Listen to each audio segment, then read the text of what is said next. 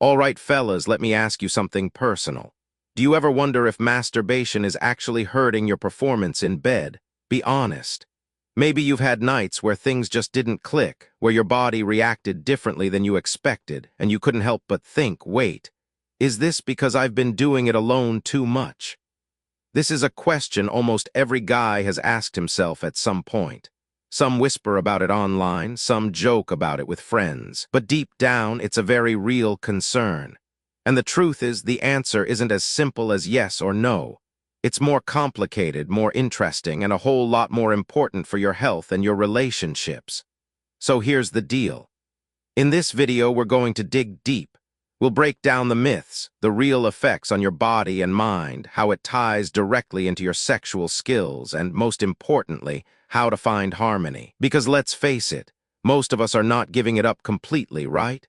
The real question is, how do we do it in a way that actually improves our confidence, our stamina, and our connection with a partner?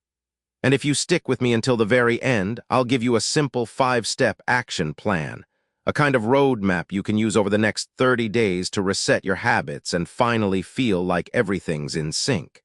So, buckle up. This is going to be uncomfortable at times, but it might just change the way you think about yourself and your sex life. Let's clear the air, because when it comes to masturbation, the amount of bad information floating around is insane. You've probably heard things like, it'll make you weak, it lowers your testosterone, or my personal favorite, do it too much and you'll go blind. Come on, man. These myths have been around forever, and they stick around because nobody wants to talk about the truth openly. Here's the reality. Masturbation by itself is not going to ruin your body. It's not going to make you infertile. It's not going to kill your desire completely, and it sure as hell isn't going to make you go blind. Those are scare tactics people used for decades because they didn't want young men exploring their sexuality. But here's the part nobody tells you. Just because the myths aren't true doesn't mean there aren't real consequences. The problem isn't the act itself, it's how you do it and how often. If you're cranking through it like a sprint every single time, always relying on high-speed internet porn, and never paying attention to your own body beyond the finish line, then yeah, you're training yourself in ways that can bleed into your sex life. So let's throw out the old lies and start looking at the real issues. Because when we stop wasting time believing nonsense, we can actually focus on what matters. The habits that shape your mind, your body, and ultimately, your performance when it counts. Now that we've cut through the myths, let's talk about what's really happening inside your body and your brain. Because once you understand the mechanics, it all starts to make sense. Think about it like this. Your nervous system is like a training program. Every time you do something, especially something tied to strong emotions or pleasure, your brain wires those patterns in deeper. That means the way you usually masturbate is literally teaching your body how to respond. If it's always fast, always the same type of pressure, always tied to a certain kind of visual stimulus, your brain gets used to that exact routine. And here's where the problem shows up. Sex with a partner is almost never identical to that routine. The sensations are different. The timing is different. There's emotion, connection, sometimes even nerves involved. So if your body is trained to expect one kind of stimulation but suddenly gets another, it can throw everything off. That's why some guys struggle with finishing too quickly or can't finish at all. It's not because something's broken, it's because the brain has been trained in one lane and now it's being asked to drive in another. On top of that, every time you orgasm, your brain releases chemicals, dopamine, which makes you feel pleasure, and oxytocin, which builds bonding. If those chemicals are always linked to solo habits, you might not be giving yourself the chance to build those same deep connections with a partner. So, no, it's not about good or bad. It's about training. And right now, your body is already practicing something. The question is it practicing the right skills? All right, so let's get practical. What does all of this mean for your actual sexual skills? Let's look at both sides. Because like most things in life, it's not all bad and it's not all good. On the benefit side, masturbation can actually teach you a lot about your own body. You learn what feels good, what doesn't, how sensitive you are, and where your limits are. That kind of self-awareness is powerful.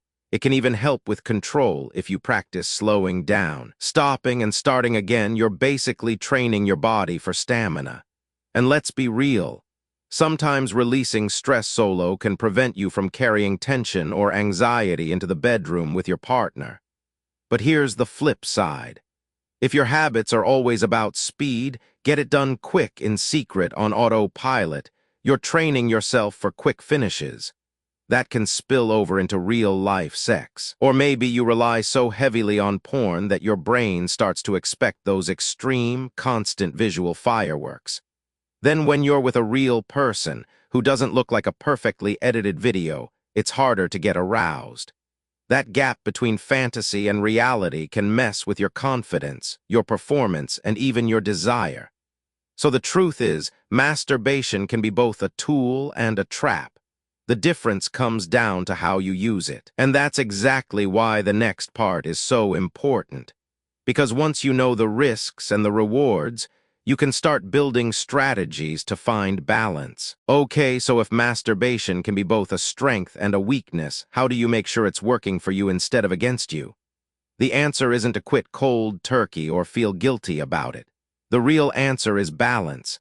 Let's talk strategies, 5 practical things you can start doing right away.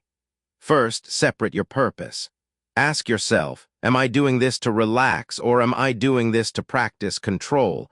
Those are 2 very different goals, and knowing which one you're after keeps you intentional instead of just mindlessly repeating a habit. Second, cut back on porn. Look, porn is everywhere, but relying on it too much rewires your expectations. Try using your imagination, focusing on physical sensations, or even just your breathing. It may feel strange at first, but that shift can make a huge difference. Third, practice mindfulness. Don't just rush to the finish. Slow down. Pay attention to your breathing, your heartbeat, the way your body reacts. Stopping and starting isn't failure, it's training. Fourth, build physical strength where it matters. Your pelvic floor muscles play a big role in control. Simple exercises like Kegels or even just staying fit overall can translate into more stamina and better performance. And finally, communicate with your partner. Instead of hiding your struggles or pretending everything's fine, talk about what you're trying to work on. You'd be surprised how supportive a partner can be when you let them in. These 5 steps aren't about perfection, they are about progress. And if you stick with them, you'll start to feel more in control and more connected, both with yourself and with whoever's in bed next to you. All right, strategies are great, but let's be real. You don't change habits just by hearing advice. You need a plan, so here's a simple 30-day roadmap you can actually follow. Think of it as a reset button for your body and your brain. Week 1, awareness. For 7 days, don't change anything yet, just track. Write down when you do it, how you feel before, how you feel after, and whether you used porn. No judgment, no guilt, just data. You can't change what you don't measure. Week 2, adjust the habit. Start mixing things up. If you usually go fast, slow down. If you rely on porn, try 1 session without it. Maybe cut back the frequency just a little. The point is to break autopilot and remind your body it has options. Week 3, add training. This is where you introduce exercises. Do a few sets of Kegels every day, practice deep breathing, even short meditation. It doesn't take long, 5 to 10 minutes, but it builds real control over time. Week 4, connect and test. This week is about translating solo practice into real intimacy. Share what you've been working on with your partner if you have one, and try applying the skills together. Focus on slowing down, syncing with them, and paying attention to connection instead of just the finish line. Stick to this 30-day plan and you'll notice something powerful. Your habits stop controlling you. You start controlling them. That's the kind of shift that can transform not just your sex life, but the way you see yourself as a man. Now, I want to be straight with you. This isn't always going to be smooth sailing. Changing habits that have been around for years, that's tough. So let's talk about the struggles most guys hit and, more importantly, how to push through them. The first roadblock is guilt and shame. A lot of men carry this heavy weight because of how they were raised or what they've been told. Here's the truth. Guilt doesn't fix anything. Action does. If you find yourself stuck in shame, remind yourself this is about health, not punishment. And if those feelings run deep, don't be afraid to reach out to a professional who understands men's issues. The second struggle is porn withdrawal. If you've relied on porn for years, cutting back feels weird, maybe even boring. That's normal. The trick is to replace it, not just remove it.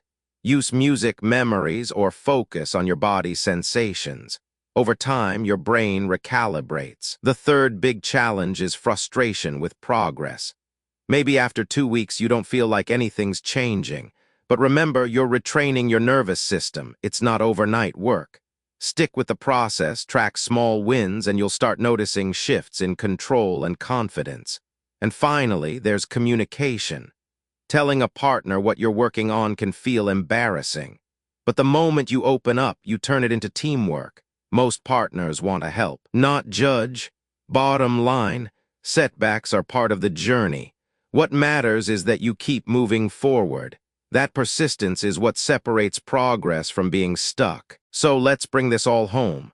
We've covered a lot: myths, the science, the pros and cons, strategies, a 30-day roadmap, and even the challenges you're likely to face.